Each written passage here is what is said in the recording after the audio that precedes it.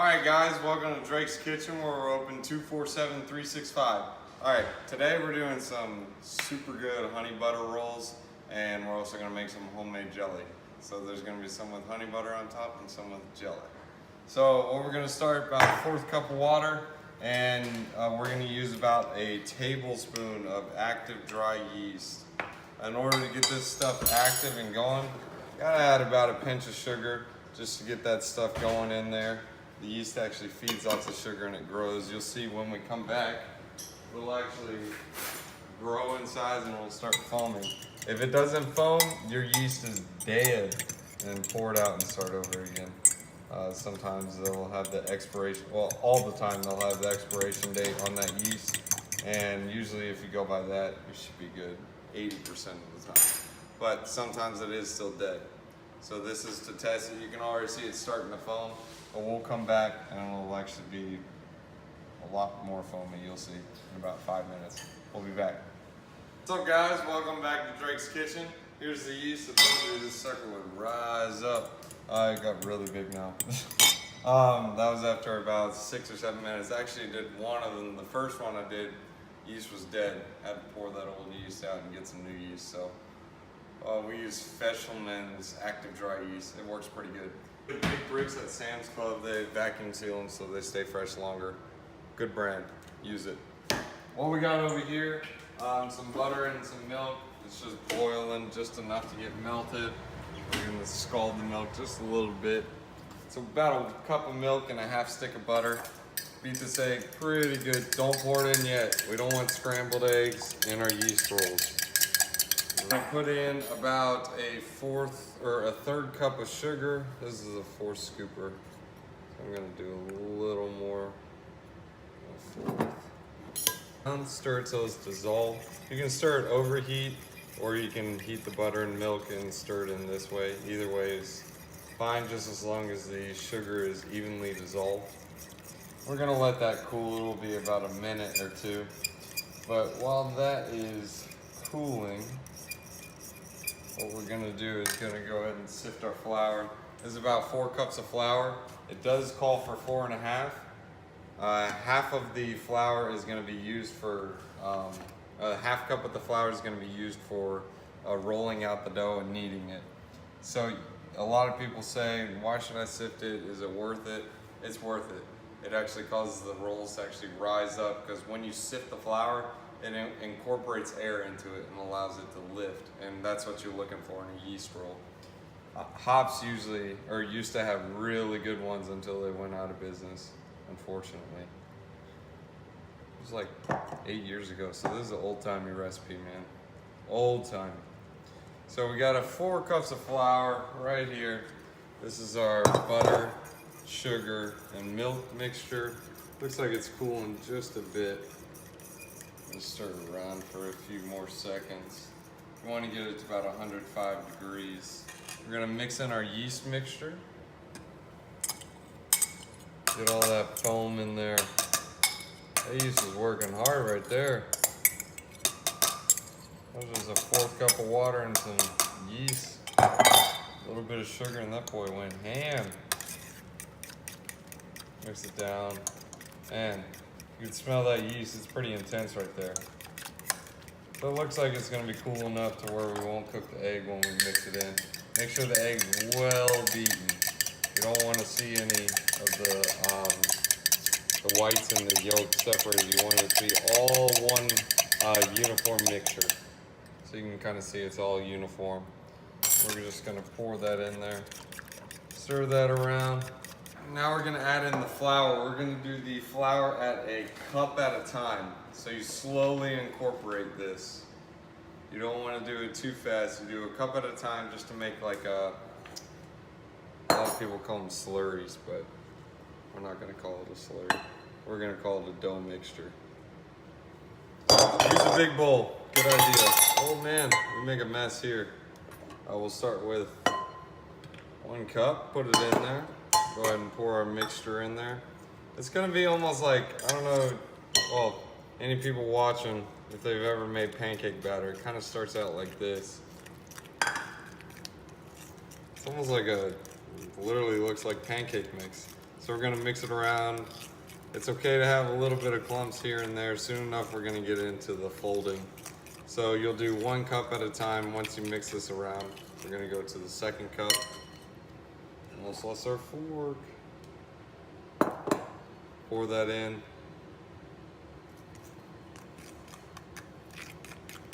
And mix that around. You kind of see how it's getting thicker and thicker. Once you get to about the 2nd or 3rd cup, you're gonna go ahead and use a rubber spatula to start folding the flour in. Back, here's the dough. We didn't add in the teaspoon of salt. Roughly about a teaspoon right there. We're just gonna go ahead and fold that salt in. You can add that into the milk slurry we had going when we were adding in that flour. So this is our 4 cups of flour. Right now we're just kneading the dough. We're gonna knead it for about 5 minutes with that additional 1/2 cup. You don't have to sift the 1/2 cup, but this is just so we can roll it around. Because when you start rolling it, it's gonna get extra sticky. That's just, I don't know, it's just what it does, man. Another look at the dough. Oh, you see how it's kind of pliable. It's really, really sticky. It'll start sticking to your hands if you just let it sit there. It'll even stick to the bowl. You see how we didn't overflour it, but you see how it's like flexible? That's what you want. If you over knead it, it'll get really hard and doughy. So basically how you want to do it, here's a technique you can do it in the bowl. This is just one hand. It's kind of tough to do, but basically you're just gonna roll it back and forth just until it's incorporated. Really, it's another word for calling kneading. Is like massaging the dough. You can use your fist, roll it over.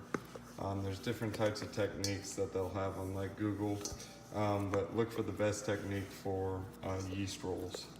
And you see how it's sticking? Yeah, you got to keep it moving. Normally it's a 2-hand process, but I got the other hand using the phone. My camera girl is on break right now. All right, we'll zoom to the next part. Here's that dough. We're just letting it chilling in this bowl. Let it chill for about 30 minutes to, not 30 minutes, that's a little too quick. I'd say more so for an hour. There's also an option to do a cool method where you just stick it in the fridge overnight and then you'll follow the same steps that we do throughout this video later. Basically, you'll knead it about a minute and then you'll roll them into even sized portions. About 24 is what this recipe will make. So the dough is starting to get a bit larger. We're probably about double in size in about an hour. So it'll look pretty poofy. Oh, and what we did is it's sitting in here. It's got butter on top and around the bowl. That way it has enough time to rise, or not enough time, but the ability to rise up and not stick to the bowl when it's trying to rise. You did dough. Hey, here's the dough again. It looks like it already doubled in size. This is like 40 minutes later. So we're gonna go ahead and zoom to about 20 minutes from now after it got a little bit more risen, but you see how we're kind of punching it down. It's already shrinking up. But yeah, basically you'll shrink it down, fold it into the small balls, and we'll do that later in the video, and let them rise for about 30 minutes again after they're shaped into the separate ball forms. And back to the yeast rolls. We finished kneading that dough about 5 minutes, let it rise, about 30 minutes to an hour, about room temperature. And what we're gonna do is we're gonna separate it into small little roll size balls. It's gonna be about 25 to 30 of them. I don't know if you guys met my girlfriend. It's Pam. She's pretty good. I use her. Oh man, almost shot the camera lady. Spray up this pan, get it nice and coated. And we're gonna take these, well, this dough, and we're gonna split it up into 25 even sized balls. Try not to use a lot of flour. Using a lot of flour, it's gonna make a dry yeast roll. We want these nice and fluffy. It's about the size, and spread them out. We'll show you later. Dudes, GoPro view. There we go. We rising up. All right, this is after about 20 minutes of doughing them out. They're kind of like, we'll call it handmade. Handmade's a good word for it, I think. Yeah, we'll call it handmade. Alright, so after those guys finish up rising, anyways, we'll go ahead and pop them in the oven at 375. Geez, 15 to 18 minutes for this size. Do a little less for smaller, and a little bit longer for larger. But this will 4 times 5, this will make 20. So we're going to do a total of 9 tablespoons. So that's about a 1/4 cup for each of them. So it's going to be a total of about a 1/2 cup. This doesn't have to be exact, it can always be eyeballed, but when you put this in the fridge it'll get hard again like butter, but right now we're just giving it a flavor. The honey and the powdered sugar, it sweetens it. You can add a little salt if you want by doing salted butter. Alright, so it's going to be about 3 teaspoons of honey per 1/2 stick, so we did 3 tablespoons right there. It's okay if you use a lot of honey. It's okay if you use a little bit of honey. The honey is what's giving it the flavor. There's actually different types of honeys. I just found that out. We went to the fair, I think it was last week or 2 weeks ago. They got all kinds, they're flavored by the different flowers, which is pretty cool. Orange blossom, I think, was my favorite one. I think we got orange blossom right here. Yeah, no, this is Simply Balanced Organic Honey, yeah. Anyways, get local honey, way better. We just didn't pick any up.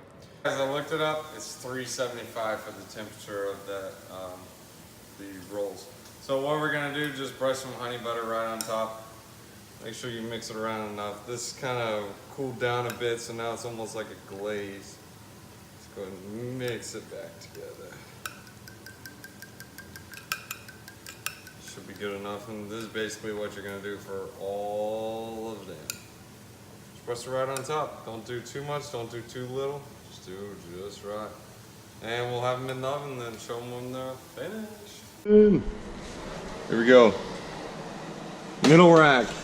Already honey buttered. 375. It's 504 right now.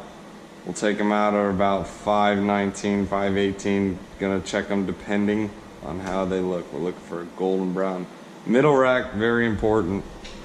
Oh man. You guys can't see it, but I can.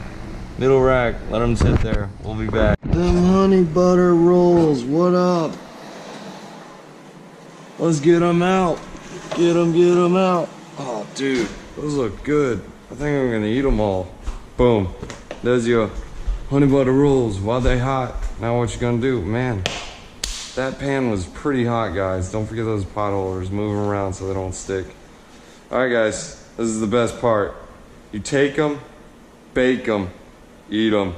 Actually, I didn't tell this about you or tell them about it earlier. But before you bake these, what you can do is you can actually freeze these buggers. That way, you just have to put them out of a pan, let them sit 30 minutes, and boom, done. Actually, what I'm gonna do, I'm gonna get a plate. All right, the reason why I grab a plate is because I like extra honey butter. And when you waste it, it gets stuck on the pan. You can't really lick a pan. But anyways, we're gonna save these just for honey butter right here.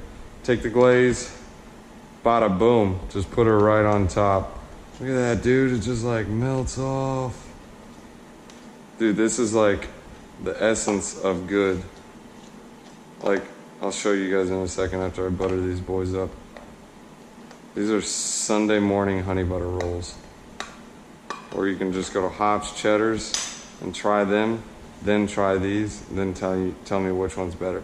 It's these guys. Watch this. Look at that rip apart, just like a commercial. Look at that stain.